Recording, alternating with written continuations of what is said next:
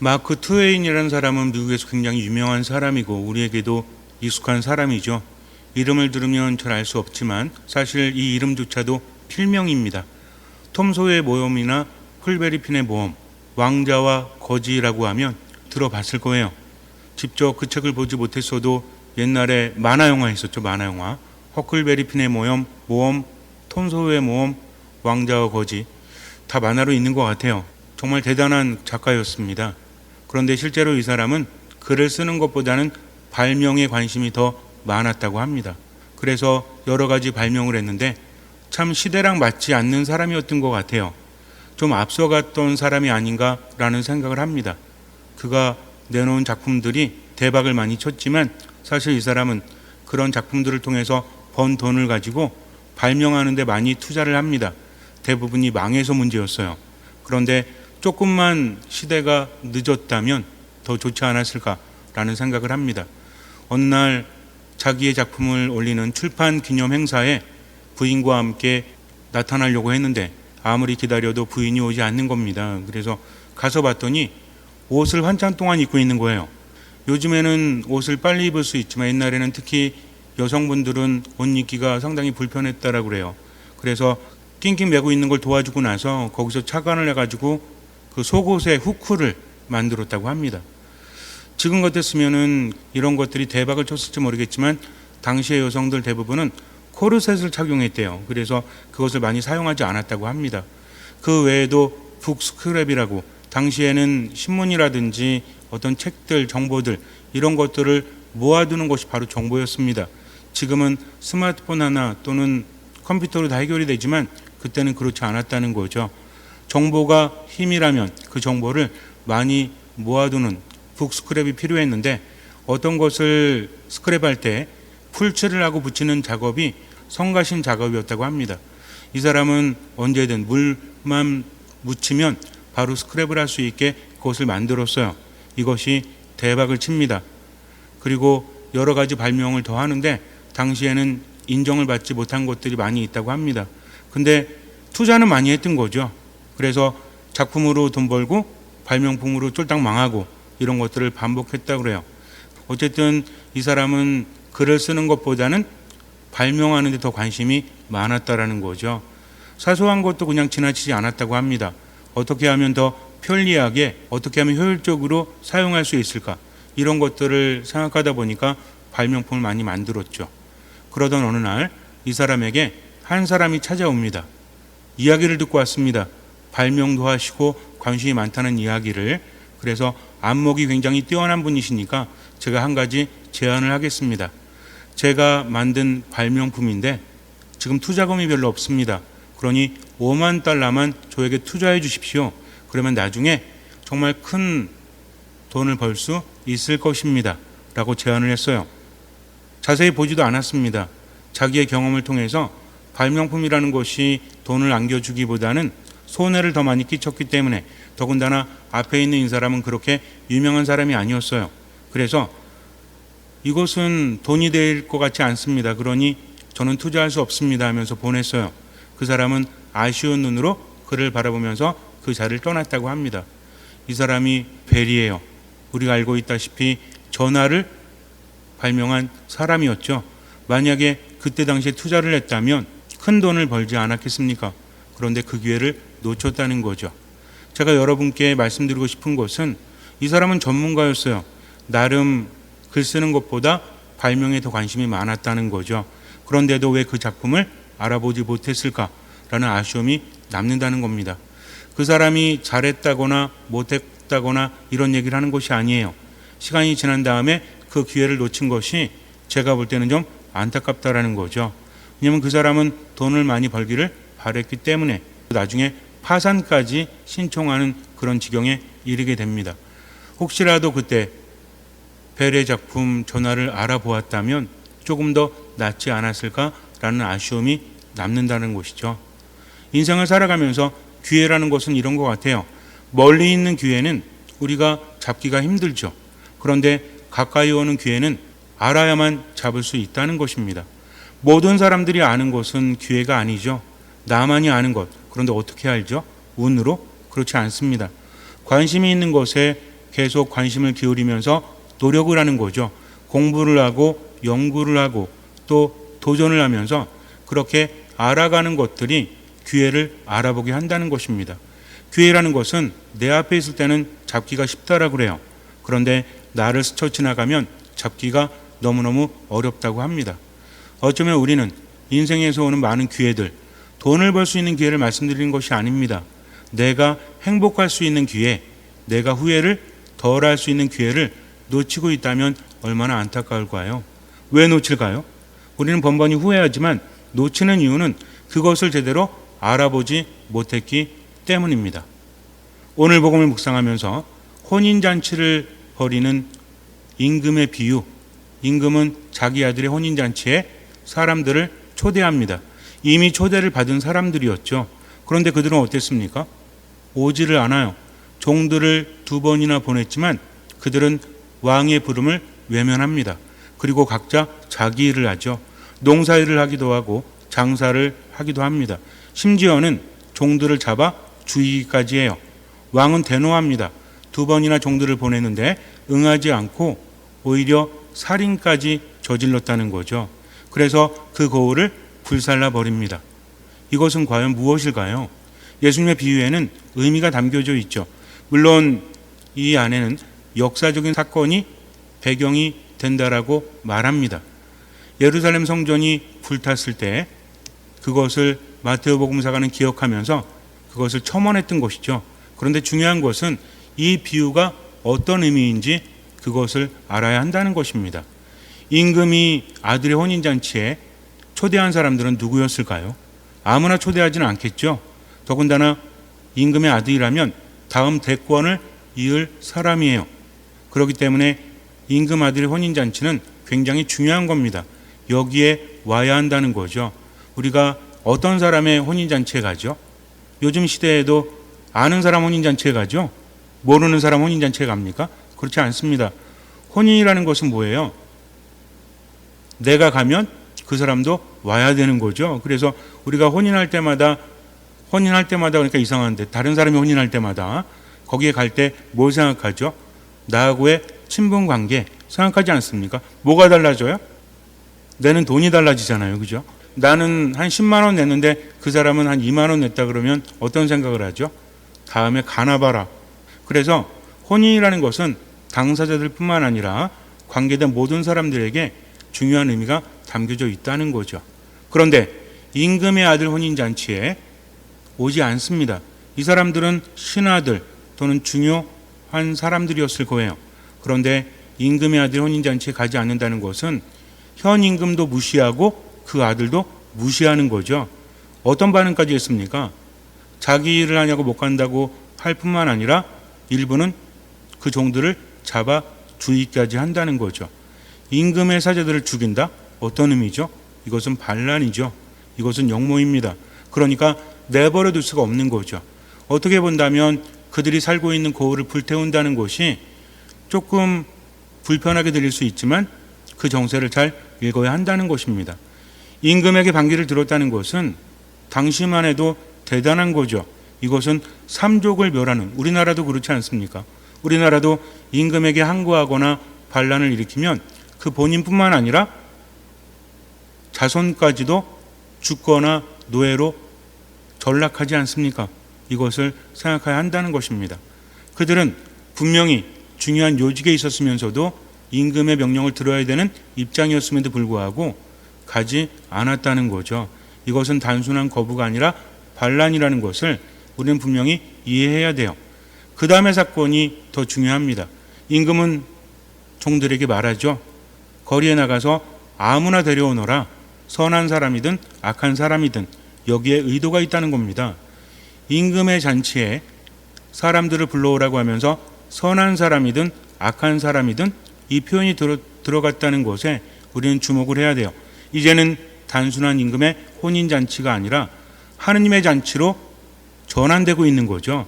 보통 임금의 혼인잔치 그래서 신앙적인 것을 생각하지 않는다면, 하느님을 생각하지 않는다면 선한 사람, 악한 사람이라고 말하지 않았을 거예요. 높은 사람이든 낮은 사람이든 또는 남자든 여자든 이렇게 말했겠죠. 그런데 그렇게 말하지 않습니다. 신분을 말하는 것이 아니라 선한 사람이든 악한 사람이든 다 데리고 오너라 라고 이야기한 겁니다. 자, 사람들이 왔어요. 그리고 혼인잔치가 벌어집니다. 임금은 기뻐하면서 이제 누가 왔나 이렇게 둘러보았을 거예요. 그러나 유독 한 사람이 눈에 띕니다. 이 사람은 예복을 입지 않았어요. 친구여, 그대는 혼인 예복을 갖추지 않고 어떻게 여기 들어왔나? 라고 묻습니다. 이 사람은 아무런 대답도 하지 못해요. 그래서 이자의 손과 발을 묶어서 바깥 어둠 속으로 내던져 버려라. 거기에서 울며 이를 갈 것이다. 라고 임금이 이야기합니다. 이 사람이 어떤 죄를 졌죠? 그냥 저작거리에 있다가 오라고 그래서 왔죠? 그래서 먹었죠? 혼인잔치에 참여했죠? 무슨 죄를 졌습니까? 갑자기 임금이 들어와가지고 가뜩이나 화가 나 있는데 그게 보기 싫어가지고 여태까지 가슴속에 쌓였던 짜증, 분노 이런 것들이 그 사람에게 표출되었을까요? 그렇다면 이 사람은 어떤 사람이에요? 재수 없는 사람이잖아요. 그렇지 않습니까? 무슨 죄를 졌어요? 갑자기 날벼락을 맞은 거죠? 과연 그렇습니까? 그렇지 않다라는 거죠. 왜냐하면 임금의 말에 이 사람은 아무런 대답도 하지 못했다는 겁니다. 두 번째는 뭐냐면 이 사람뿐만 아니라 다른 사람들도 갑자기 초대를 받았죠. 그래서 왔습니다. 그런데 예복을 준비하지 않은 사람은 이 사람뿐이었다는 거죠. 여기에 비유의 핵심이 들어가 있다는 것입니다. 갑자기 부름을 받았어도 그들에게 준비할 시간이 분명히 있었다는 거죠. 마치 열 처녀가 신랑이 올 때 들러리로 마중 나갔을 때 기름을 준비했느냐 준비하지 못했느냐 이거인 것처럼 비유의 핵심은 바로 이것입니다. 모두가 갑작스럽게 초대를 받았지만 준비한 사람들과 그렇지 않은 사람이 있었다는 거죠. 그렇다면 준비한 사람들은 어떤 사람이겠어요? 분명히 우리는 앞에서 이야기했습니다. 선한 사람, 악한 사람이라고 이야기했어요. 준비한 사람은 선한 사람들이었어요. 준비하지 못한 사람은 악한 사람들이었다는 거죠. 근데 그 중에 한 명만 악한 사람이었습니다. 이 사람은 쫓겨나서 울며 이를 갑니다. 후회한 거죠. 왜 그래요? 대답을 하지 못했다는 것은 분명히 준비할 수 있었음에도 불구하고 그렇게 하지 못했다는 겁니다. 막상 초대받았을 때는 당황스럽겠지만 임금의 아들의 혼인잔치죠. 그러면 예복을 준비할 시간이 분명히 있었습니다. 다른 사람들이 그러했던 것처럼. 근데 이는 그것을 알면서도 준비하지 못한 채 혼인잔치에 참여했다라는 거죠. 합당하게 준비하지 못했습니다. 이 사람은 기회를 놓친 거죠. 어떤 기회? 한번 생각해 보세요. 그동안 임금에게 초대를 받았던 기존의 권력자들 그리고 중요한 위치에 있었던 사람들, 이 사람들을 대신할 수 있는 기회였다는 겁니다. 그런데 예복을 준비하지 못해서 그 기회를 놓치면서 울며 이를 갈면서 후회를 했다라는 거죠. 인생이라는 것도 신앙이라는 것도 바로 이와 같습니다. 우리에게 기회가 왔을 때 그것을 안다면 최선을 다해서 준비했어야죠. 그런데 그 가치를 깨닫지 못하니까 여러 가지 핑계를 댈 수 있어요. 그러나 중요한 것은 임금의 아들의 혼인잔치였다는 겁니다. 여기에는 최선을 다해서 준비를 했어야죠. 그런데 준비하지 않은 채 거기 왔다는 것이 바로 문제라는 거죠. 우리가 인생을 살아가면서 우리에게 많은 기회가 있습니다. 내가 그것을 알아보지 못하고 또는 알아봤다고 할지라도 미루거나 또는 제대로 준비하지 못한다면 많은 기회를 놓칠 거예요. 가족이 행복할 수 있는 기회, 내가 성공할 수 있는 기회, 내가 행복할 수 있는 기회, 이런 것들을 정작 내가 놓치고 있는 것은 아닌가 다시 한번 생각해 봐야 합니다. 다른 사람을 탓하거나 때로는 하느님을 탓해도 바뀌는 건 없어요. 왜냐하면 누구에게나 기회는 있기 때문에 그래요. 중요한 것은 그것을 알아보지 못했을 때 우리는 많은 것들을 놓치게 되고 결국에는 그것이 바로 내 탓이라는 거죠. 우리는 하느님께 초대를 받은 사람들입니다. 그래서 함께 모여서 미사를 봉헌하고 기도하고 공동체 생활을 하죠. 그런데 중요한 것은 나는 과연 선한 사람인가 악한 사람인가 이것을 알아야 합니다. 어떤 사람이 선한 사람이죠? 그냥 착한 사람? 여기서 중요한 것은 그 전에 소작인의 비유에서도 우리가 알 수가 있어요. 예수님께서 두 가지 비유를 연달아서 말씀하시는데 소작인의 비유에서는 포도원 주인이 포도밭을 만든 다음에 소작인들에게 주고 떠나갑니다.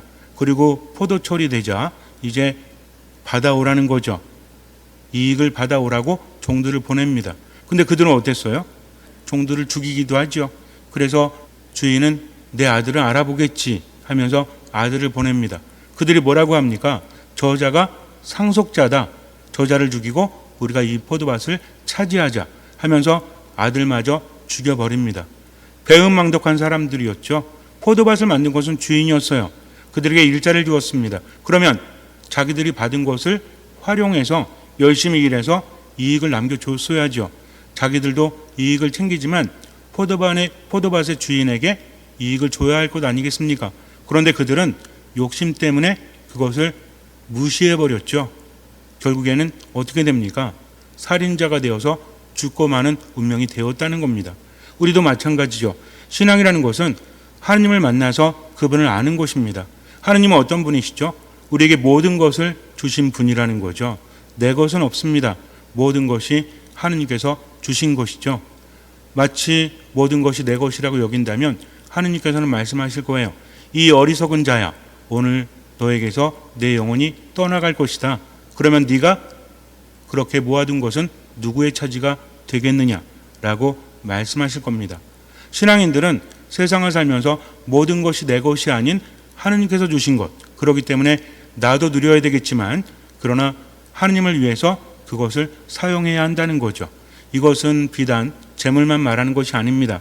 나의 모든 것을 통해서 하느님께서 원하시는 열매를 맺어야 한다는 겁니다. 이런 사람이 바로 선한 사람이죠. 우리 천주교 신자들은 분명히 이것을 알아야 돼요. 착한 사람이란 어떤 사람이다? 하느님의 말씀을 듣고 내 것을 사용해서 그것을 실천하는 사람. 왜? 이것은 내 것이 아니라 하느님께로부터 받은 것이기 때문에 그러기 위해서는 그 가치를 알아야 합니다.